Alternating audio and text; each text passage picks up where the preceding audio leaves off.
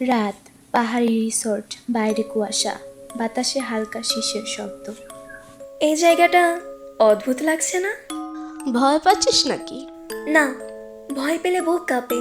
এটা কেমন যেন চুপচাপ জাম দিচ্ছে। উফ এনাফ। আমি বাথরুমে গেলাম। 11টা 58, নেট নেই, বিদ্যুৎও না। হাসাহাসি বাদ দাও, আমার কিন্তু ঠিক লাগছে না। হঠাৎ উপরের তলায় ভারী কিছু টানার শব্দ।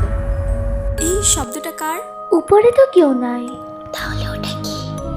এক মুহূর্ত নীরবতা, তারপর টক টক। কেউ দরজায় নক করছে। এই সময়ে? না, ওটা দরজা না, দেওয়ালের ভেতর থেকে আসছে।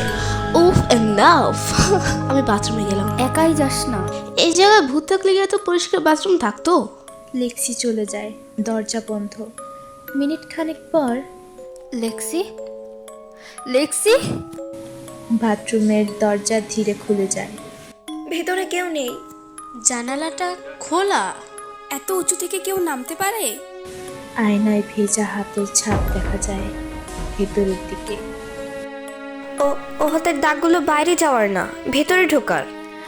ও, মজা করছিলি তাই তো? লেক্সি এমন মজা করে না। হঠাৎ করিডোরে পায়ের শব্দ, একটা না, অনেক দূর। আমরা কয়জন আছি? 10 জন। না, তাহলে আমরা কয়জন? একজন কম। জয়ীর ফোন মেঝেতে পড়ে, স্ক্রিন অন, ভয়েস রেকর্ড চালু।